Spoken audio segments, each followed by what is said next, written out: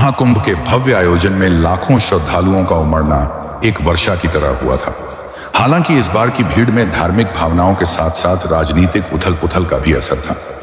Inspector Aditya Verma ने उस रात की शुरुआत में ही कुछ असामान्य संकेत महसूस किए थे।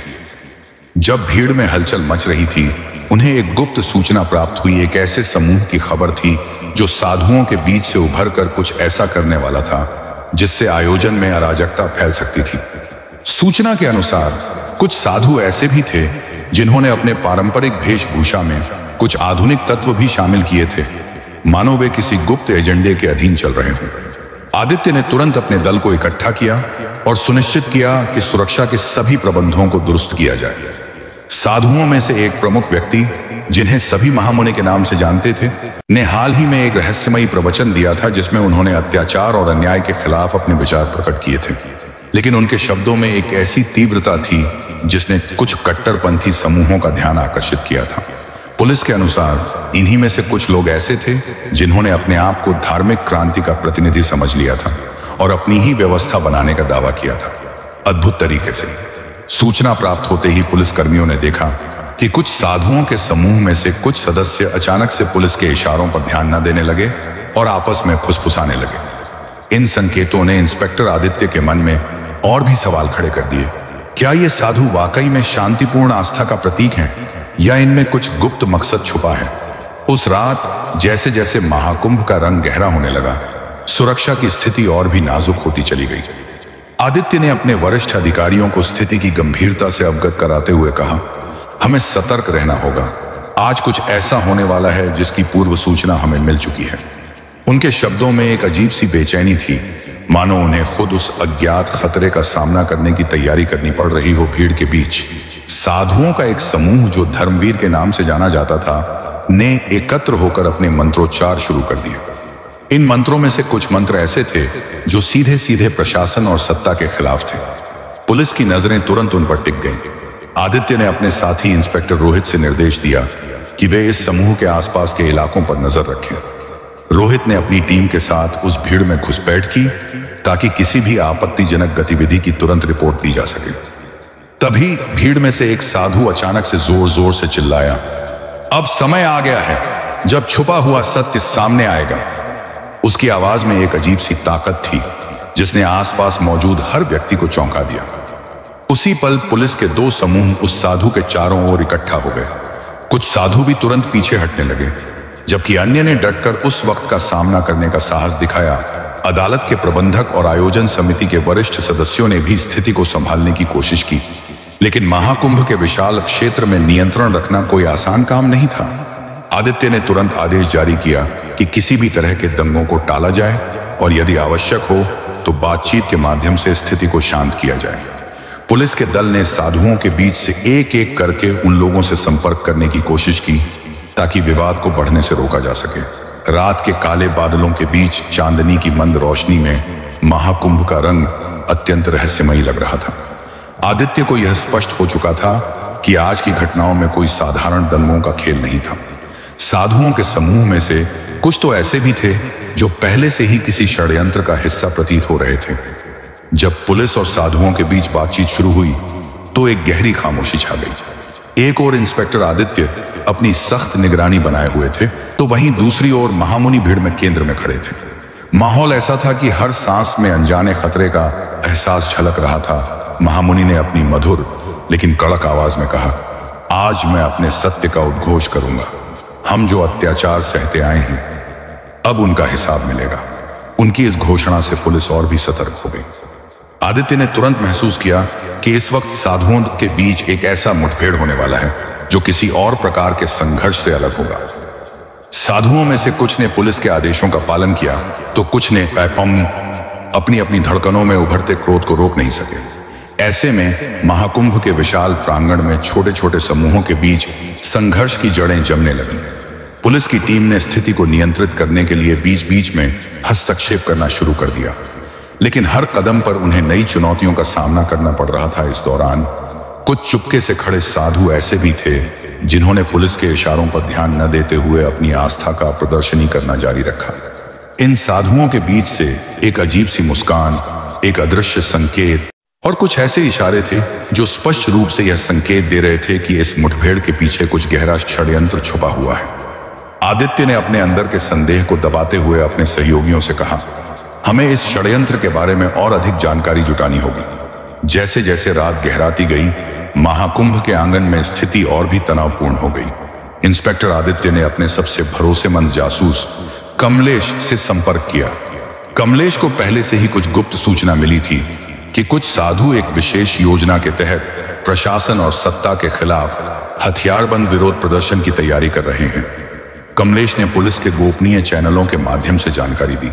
सर, मैंने सुना है कि कुछ साधु एक गुप्त सभा आयोजित कर रहे हैं जहां वे एक ऐसे दस्तावेज का खुलासा करेंगे जिसमें महाकुंभ में हो रही अन्याय और अत्याचार की सारी झलक है।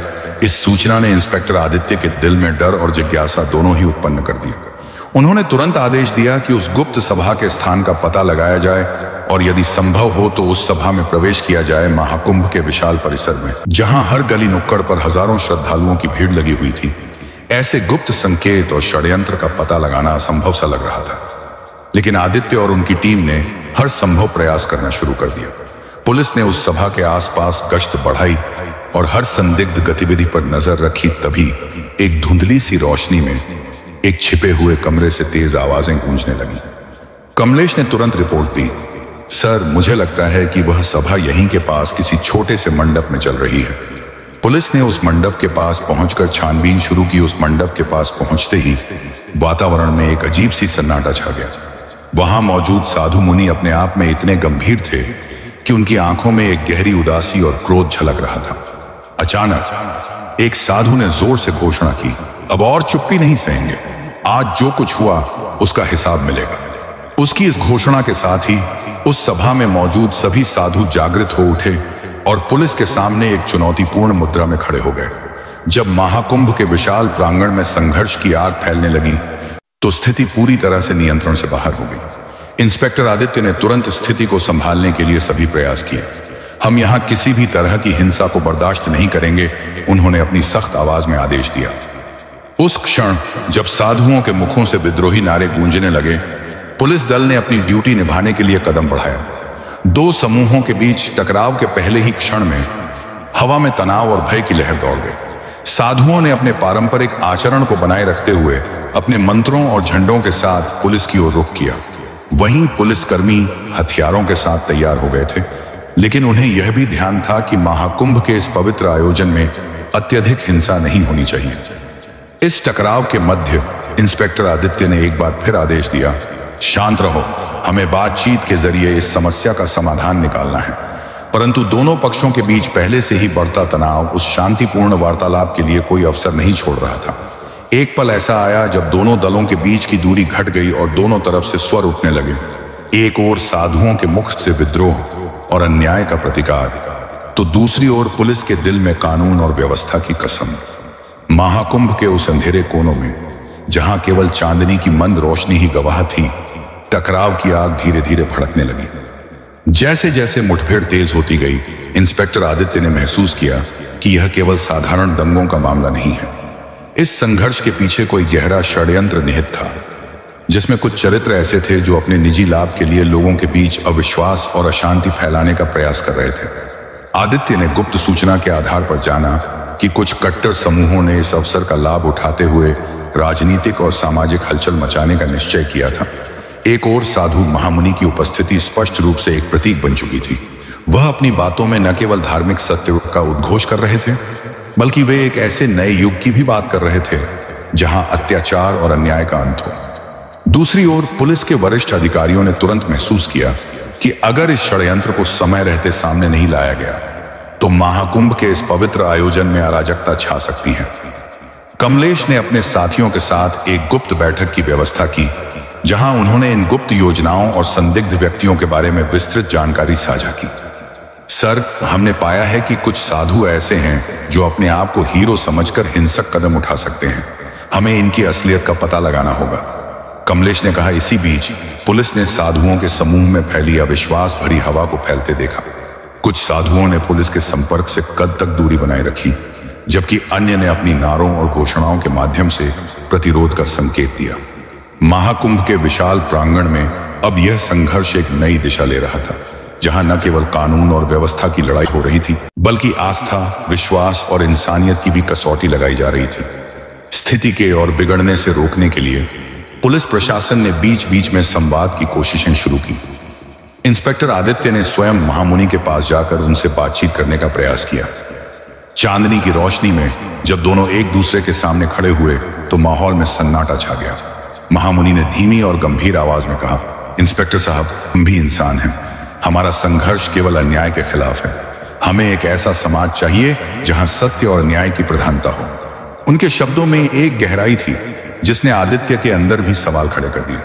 क्या वास्तव में साधुओं का यह समूह सिर्फ अपनी धार्मिक भावना के लिए खड़ा है, या फिर उनके पीछे कुछ और षड्यंत्र भी छुपा हुआ है? इस बीच भीड़ में मौन से खड़ी साधु सीढ़ियों और पुलिस के जवानों के बीच संवाद की एक नाजुक सी लहर दौड़ने लगी। कुछ वरिष्ठ साधुओं ने भी मधुर स्वर में कहा, आइए हम मिलकर इस संघर्ष का समाधान निकालें। हमें अपने आंतरिक मतभेदों को दूर करके एक साथ आगे बढ़ना होगा। परंतु उस पल में जो भी चर्चा हुई वह केवल विवाद की आग में चार चांद लगाने के बजाय सवालों को जन्म दे गई। सवाल कि आखिर कौन सा उद्देश्य है जो इस टकराव के पीछे छुपा है। जैसे जैसे मध्य रात्रि का समय निकट आने लगा, महाकुंभ के इस संघर्ष में अचानक से एक चौंकाने वाला मोड़ आया। एक गुप्त सूचना ने पुलिस के लिए वह दरवाजा खोल दिया जिसके पीछे असली दुश्मन छुपा था।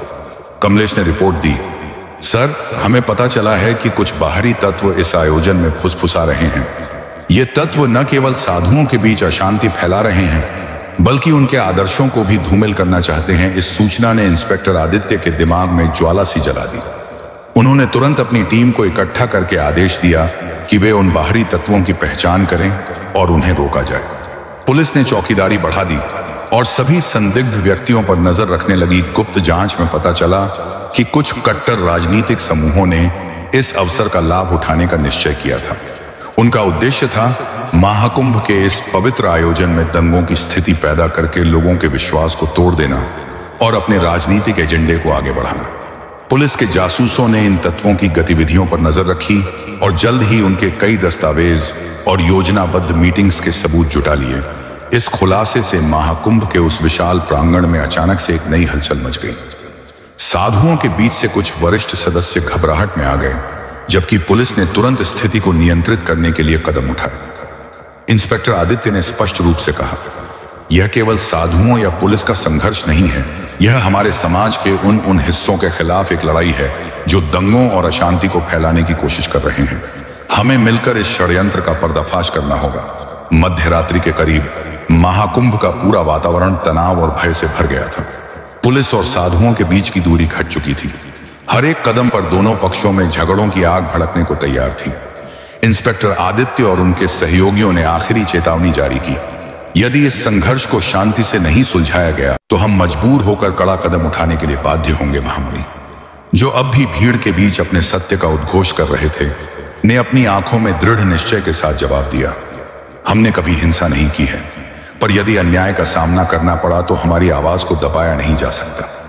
उनकी इस बात से महाकुंभ के उस विशाल क्षेत्र में एक नए अध्याय की शुरुआत हो गई, जहां परंपरा और आधुनिकता के बीच संघर्ष का महासमर छिड़ा हुआ था। भीड़ में मौजूद श्रद्धालु अब भय और आशा दोनों के मिश्रण से भर गए थे। किसी की आंखों में आंसू थे तो किसी के चेहरे पर गुस्सा और ठान थी कि सच्चाई को उजागर किया जाएगा। पुलिस की ओर से भी चेतावनी भरी हुई थी कि किसी भी तरह के उग्र प्रदर्शन को बर्दाश्त नहीं किया जाएगा। दिन की पहली किरण जब महाकुंभ पर पड़ने लगी तो रात भर की मुठभेड़ों और संघर्ष का पर्दा धीरे धीरे हटने लगा। पुलिस ने उन बाहरी तत्वों को गिरफ्तार करना शुरू कर दिया जिन्होंने इस अराजकता में अपना हाथ साफ किया था। इंस्पेक्टर आदित्य ने सभी साधुओं से मिलकर बातचीत की और उनकी समस्याओं को सुलझाने का प्रयास किया। महामुनि ने अपनी आवाज में नरमी लाते हुए कहा, हमारी लड़ाई केवल हमारे व्यक्तिगत हितों के खिलाफ नहीं है, बल्कि हर उस व्यक्ति के खिलाफ है जिसे अन्याय का सामना करना पड़ता है। आज हम एक नई शुरुआत करेंगे जहां सच्चाई और न्याय की जीत होगी। धीरे धीरे महाकुंभ के विशाल प्रांगण में वातावरण शांत होने लगा। पुलिस और साधुओं ने हाथ मिलाकर यह प्रण लिया कि अब भविष्य में किसी भी तरह की अशांति की स्थिति पैदा नहीं होने दी जाएगी। बाहरी तत्वों को कानून के हवाले कर दिया गया और साधुओं के साथ मिलकर प्रशासन ने उन मुद्दों पर चर्चा शुरू की जो वर्षों से अनसुनी रह गई थी। महाकुंभ के इस आयोजन ने न केवल आस्था की पुनर्स्थापना की, बल्कि समाज में व्याप्त असमानताओं और अत्याचारों के खिलाफ भी एक सशक्त संदेश दिया। इंस्पेक्टर आदित्य और उनके सहयोगियों ने यह साबित कर दिखाया कि जब तक सत्य के पक्ष में आवाज उठाई जाती है, तब तक अंधकार पर विजय सुनिश्चित है। इस संघर्ष भरे महाकुंभ ने लोगों के दिलों में गहरी छाप छोड़ी। साधुओं ने अपनी धार्मिक आस्था से यह संदेश दिया कि सत्य की राह में किसी भी तरह की बाधा अस्थायी होती है। पुलिस ने यह प्रमाणित कर दिया कि कानून और व्यवस्था के रास्ते में अगर आपस में संवाद किया जाए